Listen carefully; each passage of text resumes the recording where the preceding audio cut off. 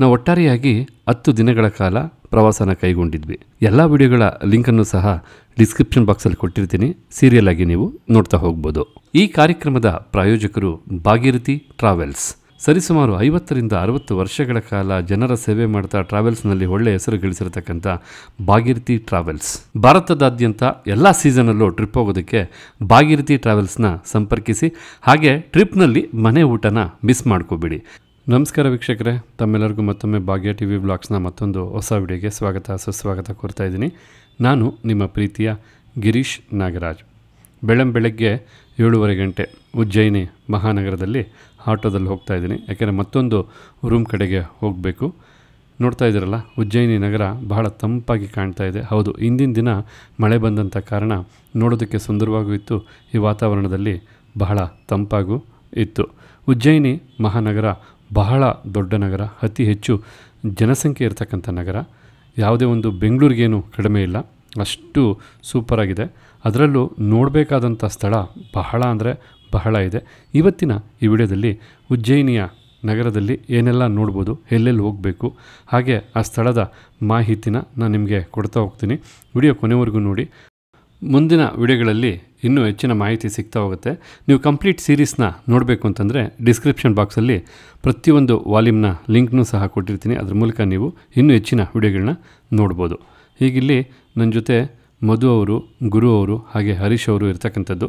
ನಾವೆಲ್ಲರೂ ಸೇರಿ ಈ ಒಂದು ಉಜ್ಜಯಿನಿ ಮಹಾನಗರದಲ್ಲಿರ್ತಕ್ಕಂಥ ಕ್ಷಿಪ್ರ ನದಿಗೆ ಹೊರಟಿರ್ತಕ್ಕಂಥದ್ದು. ಹೌದು, ನದಿಲಿ ಸ್ನಾನ ಮಾಡಿ ತದನಂತರ ಶ್ರೀ ಮಹಾಕಾಳನ ದರ್ಶನ ಮಾಡಬೇಕು ಅಂತೇಳಿ ಹೊರಟಿರ್ತಕ್ಕಂಥದ್ದು. ಇವಾಗ ನಾವು ಉಜ್ಜಯಿನಲ್ಲಿ ಹರಿಯುವಂಥ ಕ್ಷಿಪ್ರ ನದಿ ಸ್ನಾನಕ್ಕೆ ಹೋಗ್ತಾ ಇದ್ದೀವಿ.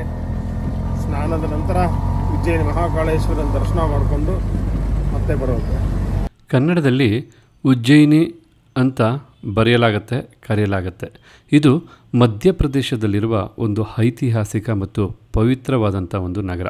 ಉಜ್ಜಯಿನಿಯ ಕೆಲವು ಪ್ರಮುಖ ಅಂಶಗಳೇನೆಂದರೆ ಮಹಾಕಾಳೇಶ್ವರ ಜ್ಯೋತಿರ್ಲಿಂಗ. ಹೌದು, ಉಜ್ಜಯಿನಿ ಶಿವನಿಗೆ ಸಮರ್ಪಿತವಾದ ಅತ್ಯಂತ ಪವಿತ್ರ ಕ್ಷೇತ್ರಗಳಲ್ಲಿ ಒಂದಾಗಿರತಕ್ಕಂಥದ್ದು. ಇಲ್ಲಿನ ಮಹಾಕಾಳೇಶ್ವರನ ಜ್ಯೋತಿರ್ಲಿಂಗ ದೇವಸ್ಥಾನ ಬಹಳ ಪ್ರಸಿದ್ಧಿಯಾಗಿರ್ತಕ್ಕಂಥದ್ದು. ಅಷ್ಟೇ ಅಲ್ಲ, ಇದು ಒಂದು ಶಕ್ತಿಪೀಠ ಸಹ. ಮಹಾಕಾಳಿ ದೇವಿಯ ಶಕ್ತಿಪೀಠ ಮತ್ತು ನವಗ್ರಹ ದೇವಸ್ಥಾನಗಳಿಗೂ ನೆಲೆಯಾಗಿರ್ತಕ್ಕಂಥದ್ದು. ಅದರಲ್ಲೂ ಧಾರ್ಮಿಕವಾದಂಥ ಮಹತ್ವ ಏನಂದರೆ, ಪುರಾಣಗಳಲ್ಲಿ ಮತ್ತು ಧಾರ್ಮಿಕ ಗ್ರಂಥಗಳಲ್ಲಿ ಉಜ್ಜಯಿನಿಯ ಬಗ್ಗೆ ಅನೇಕ ಉಲ್ಲೇಖನಗಳಿರ್ತಕ್ಕಂಥದ್ದು. ಮಹಾಕಾಳನ ಕಾರಿಡಾರ್, ಅದು ಇತ್ತೀಚೆಗೆ ಸರಿಸುಮಾರು 900 ಕೋಟಿ ರೂಪಾಯಿ ವೆಚ್ಚದಲ್ಲಿ ಮಹಾಕಾಳ ಕಾರಿಡಾರ್ ಅಂತ ನಿರ್ಮಾಣ ಮಾಡಿರ್ತಕ್ಕಂಥದ್ದು. ಅದು ಮುಂದೆ ಬರ್ತಕ್ಕಂಥ ವಿಡಿಯೋಗಳಲ್ಲಿ ನೀವು ನೋಡ್ತಾ ಹೋಗ್ತೀರಾ. ಪ್ರಸಿದ್ಧವಾದ ಪುರಾತನ ಸಪ್ತ ಪುರಿಗಳಲ್ಲಿ ಉಜ್ಜಯಿನಿ ಒಂದು ಮುಖ್ಯವಾದ ನಗರ ಆಗಿತ್ತಂತೆ. ಇಂದಿಗೂ ಸಹ ತನ್ನ ವೈಶಿಷ್ಟ್ಯತೆಯನ್ನು ಕಾಪಾಡಿಕೊಂಡು ಬಂದಿರತಕ್ಕಂಥ ನಗರ ಇದು. ಇದಕ್ಕೆ ಹಲವು ಧಾರ್ಮಿಕ ಹಾಗೆ ಪೌರಾಣಿಕ ಹಿನ್ನೆಲೆಯೂ ಸಹ ಇದೆಯಂತೆ. ಸ್ಕಂದ ಪುರಾಣದ ಪ್ರಕಾರ ಆವಂತಿ ರಾಜ್ಯದ ರಾಜಧಾನಿ ಆವಂತಿಪುರವಾಗಿತ್ತು. ಇಲ್ಲಿ ತ್ರಿಪುರಾಸುರನ ಸಂಹಾರವಾದ ಮೇಲೆ ಶಿವನ ವಿಜಯದಿಂದ ಇದಕ್ಕೆ ಉಜ್ಜಯಿನಿ ಎಂಬ ಹೆಸರು ಬಂತು ಅಂತಕ್ಕಂಥ ಕಥೆ ಇರತಕ್ಕಂಥದ್ದು. ನಮ್ಮ ಧರ್ಮಸ್ಥಳದಲ್ಲಿ ಹರಿಯುವ ನೇತ್ರಾವತಿ ನದಿ ಎಷ್ಟು ಪವಿತ್ರವಾಗಿದೆಯೋ ಅದೇ ರೀತಿ ಉಜ್ಜಯಿನಿಯಲ್ಲಿ ಹರಿತಕ್ಕಂಥ ನದಿ ಕ್ಷಿಪ್ರಾ ನದಿ ಕೂಡ. ಉಜ್ಜಯಿನಿ ಮಹಾನಗರ ಇರತಕ್ಕಂಥದ್ದೇ ಈ ಒಂದು ನದಿಯ ದಡದಲ್ಲಿ. ಮಾತಾಡ್ತಾ ಕ್ಷಿಪ್ರಾ ನದಿಗೆ ಬಂದೇ ಬಿಟ್ವಿ. ಬನ್ನಿ, ಕ್ಷಿಪ್ರಾ ನದಿಯ ಮಹತ್ವ ಹಾಗೆ ಈ ನದಿನಲ್ಲಿ ಸ್ನಾನ ಮಾಡ್ತಕ್ಕಂಥದ್ರಿಂದ ಆಗ್ತಕ್ಕಂಥ ಪ್ರಯೋಜನ ಏನು ಅಂತ ಈಗ ತಿಳಿತಾ ಹೋಗೋಣ. ಕ್ಷಿಪ್ರಾ ಅಂತ ಕರೆಯಲ್ಪಡುವ ಕ್ಷಿಪ್ರಾ ಮಧ್ಯಪ್ರದೇಶದ ಒಂದು ನದಿಯಾಗಿರ್ತಕ್ಕಂಥದ್ದು.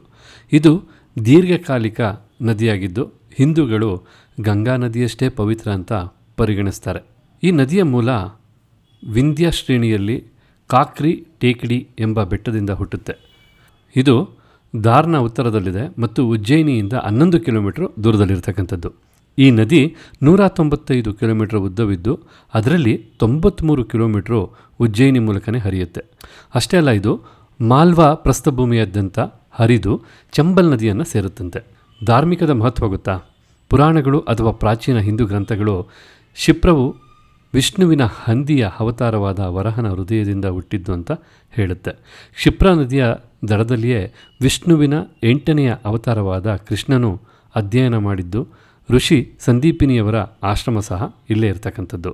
ಈ ಒಂದು ನದಿಯ ಉಲ್ಲೇಖನ ಪ್ರಾಚೀನ ಹಿಂದೂ ಗ್ರಂಥಗಳಲ್ಲಿ ಮಾತ್ರವಲ್ಲದೆ ಬೌದ್ಧ ಮತ್ತು ಜೈನ ಗ್ರಂಥಗಳಲ್ಲಿಯೂ ಕಂಡುಬರುತ್ತಂತೆ. ಪವಿತ್ರ ನಗರ ಉಜ್ಜಯಿನಿ ಕ್ಷಿಪ್ರಾ ನದಿಯ ಬಲದಂಡೆಯಲ್ಲಿದೆ. ಪ್ರಸಿದ್ಧ ಕುಂಭಮೇಳವು ಈ ನಗರದ ಘಾಟಗಳಲ್ಲಿ ಪ್ರತಿ 12 ವರ್ಷಕ್ಕೊಮ್ಮೆ ನಡೆಯುತ್ತೆ. ನಮಗೇನೋ 12 ವರ್ಷ ಆಗ್ಬೋದು. ಈ ನದಿ ದೇವತೆ ಕ್ಷಿಪ್ರಾಳ ವಾರ್ಷಿಕ ಆಚರಣೆಯಂತೆ.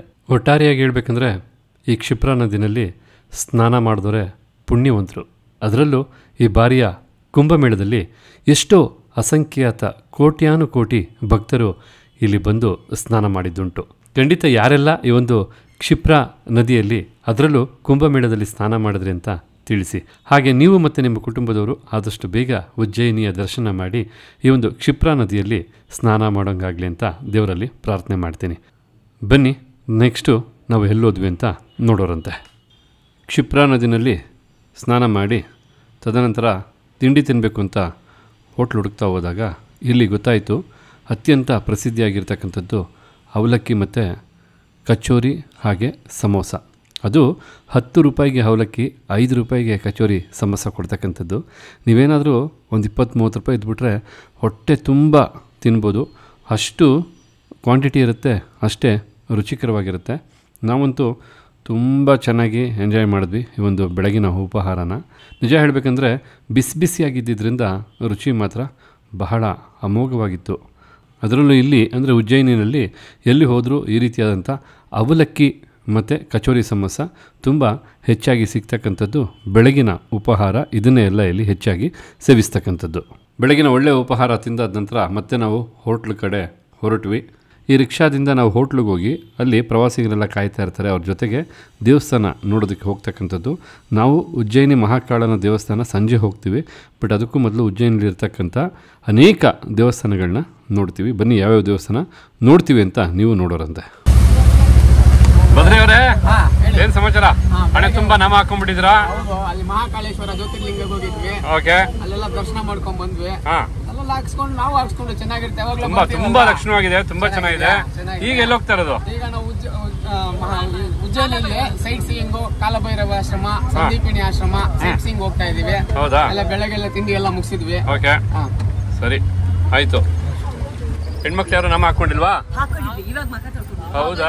ಓ ನೋಡಿ ಇಲ್ಲಿದ್ದಾರೆ. ಲಕ್ಷಣವಾಗಿದ್ದಾರೆ. ಏನ್ ನಿಮ್ಮ ಹೆಸರು? ಕೈವಾರಕ್ಕೆ ಒಂದ್ಸತಿ ಬಂದಿದ್ದೀನಿ, ಯಾವ್ದೋ ಒಂದು ಮದುವೆ ಶೂಟಿಗೆ ಬಂದಿದ್ದೀನಿ. ಚಿಕ್ಕಬಳ್ಳಾಪುರ ಡಿಸ್ಟ್ರಿಕ್ಟ್ ಏನ್ ವಿಶೇಷ ಅಲ್ಲಿ? ಅದು 4 ಯುಗಕ್ಕೆ ಫೇಮಸ್ ಕೈವಾರ ಅಂತ. ಏಕಚಕ್ರಪುರ ಅಂತ ಹಿಂದಿನ ಕಾಲದಲ್ಲಿ ಅದಕ್ಕೆ ಹೆಸರು. 4 ಯುಗಕ್ಕೂ ಫೇಮಸ್. ಫಸ್ಟ್ ಯುಗ 4 ಯುಗ ಇದೆಲ್ಲ. ಫಸ್ಟ್ ಯುಗ ಯಾವುದು? ಕೃತಯುಗ. ಕೃತಯುಗದಲ್ಲಿ ಸಾಕ್ಷಾತ್ ಇಂದ್ರನೇ ಪ್ರತಿಷ್ಠಾಪನೆ ಮಾಡಿರೋ ಅಮರ ನಾರಾಯಣ ಸ್ವಾಮಿ ದೇವಸ್ಥಾನ ಇದೆ. ಸಾಕ್ಷಾತ್ ಮನುಷ್ಯರಲ್ಲ, ಪಂಚನಾರಾಯಣ ಅಂತಿದೆಯಲ್ಲ, ಅದರಲ್ಲಿ ಅದು ಒಂದು ನಾರಾಯಣ. ಸಾಕ್ಷಾತ್ ಇಂದ್ರ. ಕೈವಾರ ತಾತಯ್ಯ ಅಂತಾರಲ್ಲ, ಅದು ಹೇಳ್ತೀನಿ. ಒಂದೊಂದು ಯುಗಕ್ಕೆ ಒಂದೊಂದು ಸ್ಪೆಷಾಲಿಟಿ ಇದೆ. ಸೊ ಕೃತಯುಗದಲ್ಲಿ ಸಾಕ್ಷಾತ್ ಇಂದ್ರನೇ ಪ್ರತಿಷ್ಠೆ ಮಾಡಿರೋ ಅಮರ ನಾರಾಯಣ ಸ್ವಾಮಿ. ಆ ಅಮರ ನಾರಾಯಣ ಸ್ವಾಮಿನ ಎಲ್ಲ ದೇವತೆಗಳು ಪೂಜಿಸ್ತಾ ಇದ್ರಂತೆ. ಎಲ್ಲರೂ ಬಂದು ಇಲ್ಲಿ ಪೂಜೆ ಮಾಡ್ತಾ ಇದ್ರೆ ಸೂರ್ಯ ದೇವನಿಗೆ ಹೊಟ್ಟೆ ಕಿಚ್ಚಾಯ್ತು.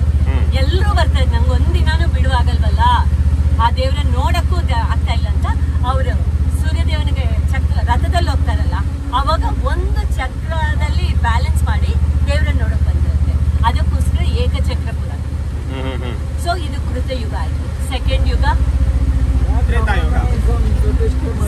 ಯಾವ್ದು? ತ್ರೇತಾಯುಗ. ತ್ರೇತಾಯುಗ ಅಂದ್ರೆ ಕೃಷ್ಣದ್ದು, ಅಂದ್ರೆ ಮಹಾಭಾರತದಲ್ಲಿ ಮೈನ್ ಕ್ಯಾರೆಕ್ಟರ್ಸ್ ಯಾರು? ಕೌರವರು, ಪಾಂಡವರು. ಅವರಿಬ್ರು ದಾಯಾದಿಗಳಲ್ಲ. ಅವರು ಫೈಟ್ ಅಲ್ಲಿ ಪಾಂಡವರು ವನವಾಸಕ್ಕೆ ಬಂದರು. ಅಲ್ಲಿ ಬ್ರಾಹ್ಮಿನ್ಸ್ ಆಗಿ ನಿಮ್ಗೆ ಕತೆ ಗೊತ್ತಿರ್ಬೋದು. ಬ್ರಾಹ್ಮಿನ್ಸ್ ಆಗಿ ಭಿಕ್ಷಾಟನೆಗೆ ಬಂದ್ರು. ಅವಾಗ ಬಕಾಸುರ, ಕೈವಾರ, ಭೀಮ ಬಕಾಸುರ ಯುದ್ಧ ಆಯ್ತು. ಬಕಾಸುರ ಅಂತ ಒಂದು ರಾಕ್ಷಸ ಇದ್ದು ಬೆಟ್ಟದಲ್ಲಿ ದೊಡ್ಡದೊಂದು ಕಲ್ಲಿದೆ, ಬಕಾಸುರನ ಕಲ್ಲು ಅಂತ ಡ್ರೆಸ್ ಹೇಳ್ತಾರೆ. ಈಗಲೂ ಇದೆಯಾ? ಅವರು 5 ವರ್ಷಕ್ಕೊಂದ್ಸತಿ ಅದ್ರಲ್ಲಿ ರಕ್ತ ಸೋರುತ್ತೆ, ರಕ್ತ 2 ಬರುತ್ತೆ. ಹೆಂಗೆ? ಕಲ್ಲಿನ ಮೇಲ್ಗಡೆ ಬರುತ್ತೆ. ಹೌದಾ? ಹೌದು. 5 ವರ್ಷಕ್ಕೊಂದ್ಸರಿ? 5 ವರ್ಷಕ್ಕೊಂದ್ಸತಿ ಬರುತ್ತೆ. ರಕ್ತ ಬರುತ್ತೆ. ಅವರಿಬ್ಬರಿಗೂ ಫೈಟ್ ಆಗಿ ಬಕಾಸುರನ ಸಾಯಿಸಿಲ್ಲ ಭೀಮ, ಅಲ್ಲೇ ಬಿಟ್ಟಿದ್ದಾರೆ. ಯಾವಾಗ ಈ ಯುಗ ಅಂತ್ಯ ಆಗತ್ತೋ, ಯಾರ ಬಾಯಲ್ಲಿ ಭೀಮ ಅನ್ನೋದು ಬರಲ್ವೋ ಅಷ್ಟುವರೆಗೂ ಬಕಾಸುರನಿಗೆ ಪ್ರಾಣ ಹೋಗಲ್ಲ.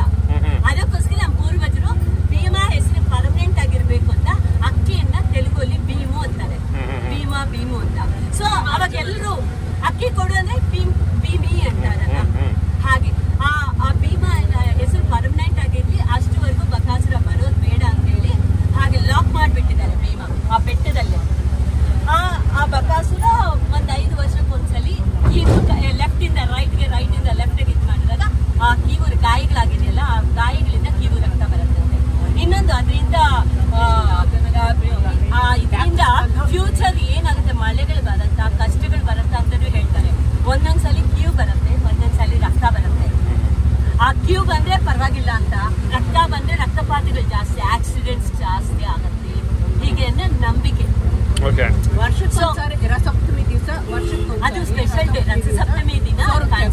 ಓಹೋ. ಬೇವು ಬ್ಲಡ್ ರಸ ಪ್ರತಿ ವರ್ಷ ಪ್ರತಿ ವರ್ಷ 5 ವರ್ಷಕ್ಕೆ ಒಂದ್ಸತಿ ಅಂದ್ರಲ್ಲ. ಅದು ಜಾಸ್ತಿ. ಅದು ಜಾಸ್ತಿ. ನೀವೆಲ್ಲ ನೋಡಿದೀರಾ? ನೋಡಿದೀರಾ? ಸ್ಯಾಂಪಲ್ ಕಲೆಕ್ಟ್ ಮಾಡಿದ್ದಾರೆ. ಒಬ್ಬ ಕಂಡುಹಿಡಿಯಕ್ಕಾಗಿಲ್ಲ ಏನು. ನಿಜವಾಗ್ಲು ಸೂಪರ್. ಇದು ಯಾವಾಗ? ತ್ರೇತಾಯುಗ. ಇನ್ನೊಂದು ತ್ರೇತಾಯುಗ, ಮೂರನೇ ಯುಗ ಆರ್ಥೋಪೆಡ್. ಸೆಕೆಂಡ್ ಯುಗ ದ್ವಾಪರ ಯುಗ. ದ್ವಾಪರ ಯುಗದಲ್ಲಿ ಶ್ರೀರಾಮ, ರಾಮಾಯಣ ಅಲ್ಲ, ಸೀತಾರಾಮ ಅವರು ವನವಾಸಕ್ಕೆ ಹೋದಾಗ ರಾಮ ಸೀತೆ ಈ ಕಡೆ ಎಲ್ಲ ಸುತ್ತಾಡಿ ಸೀತೆ ದಾಹ ಅಂದ್ರೆ ಲಕ್ಷ್ಮಣ ಬಿಲ್ ಹಾಕಿ ನೀರ್ ತೆಗೆದಿದ್ದಾರೆ. ನೀರು ಬೆಟ್ಟದ ಮೇಲೆ ಬಾಣ ಹಾಕಿದ್ರೆ ನೀರ್ ಬಂದಿದೆ.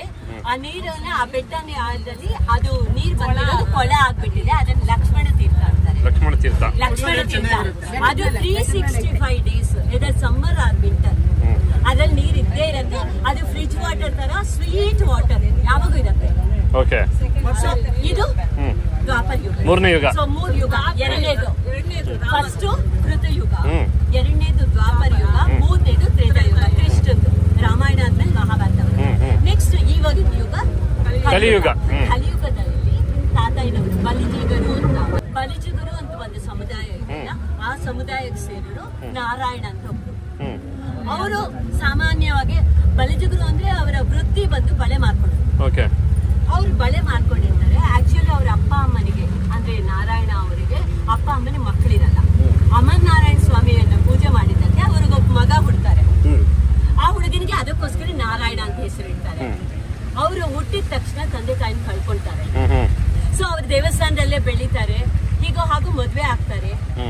ಅಂದ್ರೆ ಅವರಿಗೆ ಕಲಿಯುಗ ಕ್ವಾಲಿಟೀಸ್ ಬರ್ಲಿಲ್ಲ. ಸಂಪಾದನೆ ಮಾಡೋದು ಹೇಗೆ, ಹೆಂಡತಿ ಮಕ್ಳನ್ನ ಸಾಕೋದು ಹೇಗೆ ಅಂತ ಬರ್ಲಿಲ್ಲ. ಅದೇ ಅವರೆಲ್ಲಾನು ಕೃಷ್ಣಾರ್ಪಣ ಮಸ್ಸು ಅಂತ ಇದ್ರು. ಸೊ ಹೆಂಡತಿ ಎಷ್ಟು ದಿನ ಕಲಿಯುಗದಲ್ಲಿ ಹೆಂಡತಿ ಹಾಗೆ ಇದ್ ಮಾಡ್ತಾರೆ ಅಂತ ಗೊತ್ತು. ಹೊಟ್ಟೆ ಪಾಡಿಲ್ದೆ ಅಂದ್ರೆ ಅಲ್ಲ, ಮಕ್ಳನ್ನ ಸರಿಯಾಗಿ ನೋಡ್ದೆ ಹೊಟ್ಟೆಗಿಲ್ದೆ ಅಂದ್ರೆ ಯಾವ ಹೆಂಡತಿ ಬಿಡ್ತಾರೆ? ಹೌದಾ ಅಲ್ವಾ?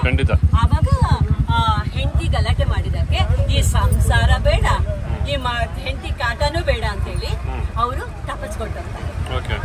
ಸೊ ಆ ತಪಸ್ ಮಾಡಿರೋ ಜಾಗನೂ ಇದೆ ಕೈವಾರದಲ್ಲಿ, ವೈಕುಂಠ ಅಂತ. ನಾರಾಯಣ ಅವರು ತಪಸ್ ಬರ್ತಾರೆ. ಅವ್ರ ತಪಸ್ಸು ಬಂದಾಗ ಒಬ್ಬ ಸಾಧು ಸಿಗ್ತಾರೆ. ಒಬ್ಬ ಸಾಧು ಸಿಕ್ಕಿ, ನೋಡಪ್ಪ ನೀನು ಕಾರಣ ಜನ್ಮ, ನೀನ್ ತಪಸ್ ಮಾಡು. ಒಂದು ಬೆಂಚ್ ಕಲ್ಲು ಅಂದ್ರೆ ಗೊತ್ತಾಗತ್ತೆ, ಬೆಂಚ್ ಕಲ್ಲನ್ನು ಕೊಟ್ಟು ಈ ಬೆಂಚ್ ಕಲ್ಲನ್ನ ಬಾಯಲ್ಲಿ ಇಟ್ಕೊಂಡು ನೀನ್ ತಪಸ್ ಮಾಡು.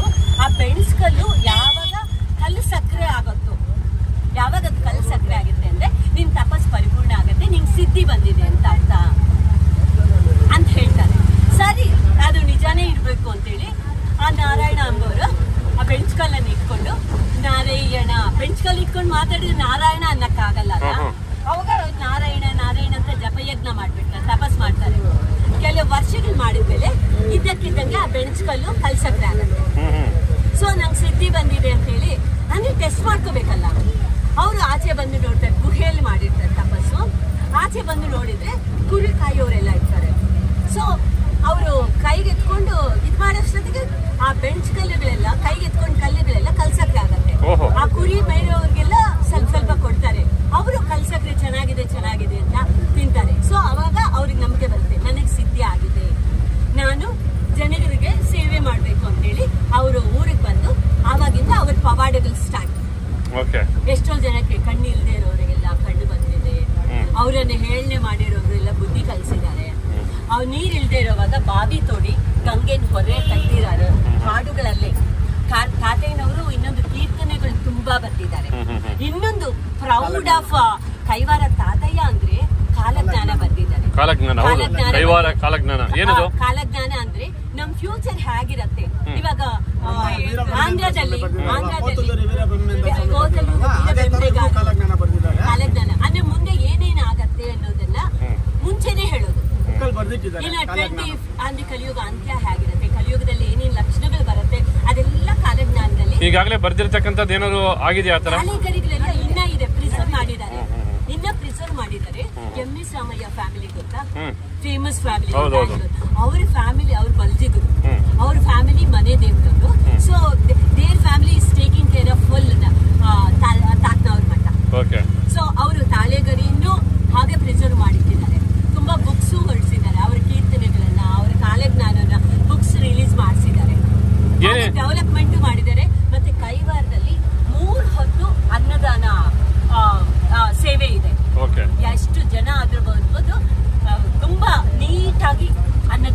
ಪರ್ಟಿಕ್ಯುಲರ್ ಡೇ ಅಂತ ಏನಾದ್ರು ಇದೆಯಾ ವಾರದಲ್ಲಿ?